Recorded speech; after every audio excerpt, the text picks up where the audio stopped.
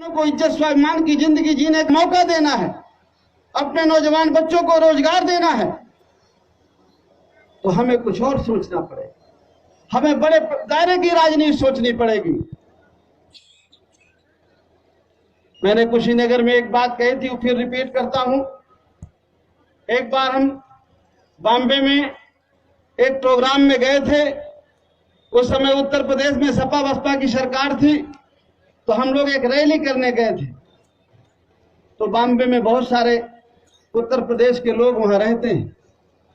तो शाम को उत्तर प्रदेश के लोग इकट्ठे हुए और स्वाभाविक है कि हम लोग सपा बसपा से उस जमाने में संबंधित थे। तो उत्तर प्रदेश के लोग हैं, बहुत सारे लोगों ने अपनी अपनी एप्लीकेशनें दी, अपनी अपनी कागज दी कि हमारे गांव में बिजली नहीं है, किसी ने कहा कि हमारे गांव में सड़क नहीं है, किसी ने कहा हैंडपैप की परेशानी है। तो हमारे साथ एक बहुत बुजुर्ग आदमी था। अब उस बुजुर्ग आदमी ने जो कहा, उस बात को अगर आप सब लोग गौर कर ले तो बात बन जाए। उस बुजुर्ग आदमी ने कहा, उस बात को मैं सुनाता हूं। उस बुजुर्ग आदमी ने कहा कि हमारा संघर्ष एक नल के लिए नहीं है, एक सड़क के लिए नहीं है, बिजली के लिए नहीं है। हमारा संघर्ष तो उस जगह के लिए है जहां से ये मांगी नहीं जाती, जहां से ये दी जाती। और मांगने वाले से देने वाले बन सकते हो। अगर आप तो ये हाथ फैला के मांगते हो नल, बिजली, हैंडपाइप, खाद में छूट, कर्ज माफी, शौचालय, 2.5 लाख की कॉलोनी, 6,000 रुपया जो ये हाथ फैला के मांग रहे हो, ये पल भर में देने वाले बन सकते हो अगर अपने विचार बदल लो तो। और जिन लोगों ने अपने विचार को बदल करके अपनी वोट की ताकत को पहचाना और अपनी वोट की ताकत को पहचान को वोट का अपने एक जगह इस्तेमाल किया, वो मांगने वाले से देने वाले बन गए। और जिन लोगों ने आज तक नहीं जाना, वो आज तक मांगने वाले बने। इसलिए अगर 6,000 की कॉलोनी में संतुष्ट, 6,000 किसान को मिलता है, आप उसमें संतुष्ट हैं, या 2.5 लाख की कॉलोनी में आप संतुष्ट हैं, या सस्ता गेहूं और चावल मिल जाता है, इसमें संतुष्ट हैं, तो फिर उसमें बागे कहने की बात खत्म हो जाती है। लेकिन इसके आड़ में जो आपका छीना जा रहा है, आपके बच्चे की पढ़ाई छीनी जा रही है, आपके बच्चे का रोजगार छीना जा रहा है, आपके इज्जत स्वाभिमान से जीने का हक छीना जा रहा है। इस 2.5 लाख की कॉलोनी की आड़ में, इस 6,000 की आड़ में, इस 10-12 हजार के शौचालय में, इस सस्ते गेहूं और चावल की आड़ में जो आपको गरीब और मजलूम और बनाया जा रहा है कि आप खाली 1 रुपया किलो गेहूं और 2 रुपया किलो चावल लो और शौचालय ले लो, 2.5 लाख की कॉलोनी ले लो, और अपने बच्चे के पढ़ाई के बारे में मत सोचो। आप ये मत सोचो कि आपका बच्चा भी डॉक्टर बने, आप ये मत सोचो कि आपका लड़का भी डॉक्टर बने, इंजीनियर बने, वकील बने, अध्यापक बने, थानेदार बने, सीओ बने, एसपी बने। वो सोचते हैं, आप ये मत सोचो। वो सोचते हैं कि आप 2.5 लाख की कॉलोनी में मस्त रहो, 2.5 लाख की बजाय 5 लाख ले लो, 15,000 के बजाय 30,000 ले लो शौचालय का, 6,000 के बजाय 12,000 ले लो।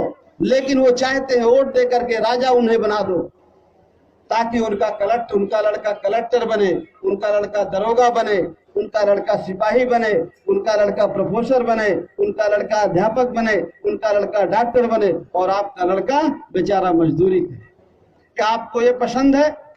क्या ऐसे आप 2.5 लाख को 5 लाख को पसंद करेंगे? क्या ऐसे शौचालय के पैसे को आप पसंद करेंगे?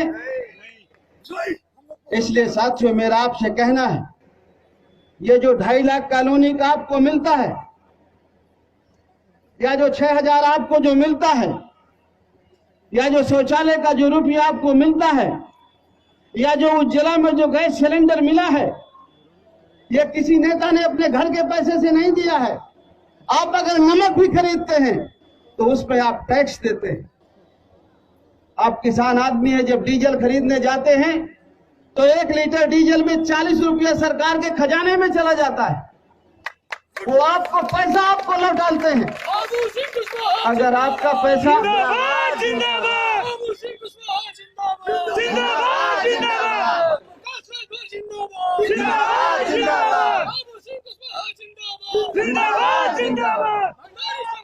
शांत हो जाओ, ये जो पैसा आप टैक्स के रूप में आपसे लिया जाता है, चाहे जितना गरीब से गरीब आदमी हो, वो सोचता होगा कि मैं क्या टैक्स देता हूं। कोई ऐसा आदमी नहीं है जो टैक्स नहीं देता है। और जो टैक्स कट के जाता है वो सरकारी खजाने में जमा होता है। और उस खजाने का मालिक कौन होता है जानते हो? जिसको वोट दे करके जिताते हो वही उस खजाने का मालिक होता है। उस खजाने का मालिक और कोई दूसरा नहीं होता है। प्रदेश में जो टैक्स इकट्ठा होता है, प्रदेश का जो राज खजाना होता है, उसका मालिक होता है जिसको प्रदेश में वोट दे करके जिताते हो, मुख्यमंत्री बनाते हो। और जो देश का राज खजाना है उसका मालिक होता है जिसको देश में वोट दे करके आप एमपी बना करके फिर जो प्रधानमंत्री बनने का मौका देते हैं। अगर आपका 1000 रुपया जाता है टैक्स कट के, तो उस 1000 में आपको 10 रुपया दिया जाता है और आप उसी में ताली बजा के खुश हो जाते हैं और आप उसको वोट दे देते हैं। आप अपनी वोट की ताकत को नहीं पहचानते। इसलिए साथियों, आज भागीदारी संकल्प मोर्चा है कि ये रैली है। इस मंच के माध्यम से मैं आपको आह्वान करता हूं, अपील करता हूं कि आप लोग अपनी ताकत को पहचानें, आप लोग अपने हक अधिकार के बारे में जानें। अगर आपको अपना हक अधिकार लेना है तो अगर आप पुरानी व्यवस्था को बनाए रखेंगे और सोचेंगे इसी को बनाए रखें, इसी से कुछ हो जाएगा, तो उससे कुछ होने वाला नहीं। आपको उस व्यवस्था को बदलनी होगी और उस व्यवस्था को बदल करके आपको अपने मुताबिक व्यवस्था बनानी होगी। और जब तक आप अपने मुताबिक व्यवस्था नहीं बनाएंगे तब तक आपको जीवन में, आपको और आपके बच्चों को जीवन के हर पहलू में आगे बढ़ने का मौका नहीं मिलेगा। मैं एक सवाल सब जगह कहता हूं, आप लोगों से भी कहता हूं कि सबसे पहले अगर आप सच्चे देशभक्त हैं, राष्ट्रवादी हैं, तो आप अपने और अपने बच्चों के बारे में सोचना शुरू करें। जिस दिन आप अपने और अपने बच्चों के बारे में सोचना शुरू कर देंगे, उस दिन इस देश का विकास हो जाएगा, समाज का विकास हो जाएगा, प्रदेश का विकास हो जाएगा। लेकिन कुछ बुद्धिजीवी लोगों ने आपको कहा है कि आप अपने बारे में सोचना छोड़िए, देश के बारे में सोचिए। तो आपको लगता है हम अलग हैं और देश अलग है। हम और देश अलग नहीं है। हमको मिला के देश बनता है, हमको अलग करके देश नहीं बनता है। अगर हम हैं तो देश वजूद में है, और अगर लोग नहीं है तो देश कैसे वजूद में रह सकता है? अगर देश को विकास करना है, देश को उन्नति करना है, तो जब सब आप उन्नत करेंगे, यहाँ का किसान अमीर होगा, यहाँ का गरीब अमीर होगा, व्यापारी खुशहाल होगा, बहनें खुशहाल होंगी, बेरोजगार बच्चों को रोजगार मिलेगा। जब सब खुशहाल होंगे तब देश उन्नत करेगा, तब राष्ट्र उन्नत करेगा, तब तरक्की के रास्ते पर जाएगा। लेकिन कुछ लोगों ने आपको ये कह दिया कि आप अपने बारे में सोचना बंद करिए, तो आप अपने बारे में सोचना बंद कर दिए। लेकिन अगर आप सच्चे राष्ट्रभक्त हैं, राष्ट्र के बारे में, विकास के बारे में सोचते हैं, तो मैं आपसे एक ही अपील करूंगा कि सबसे पहला प्राथमिक इकाई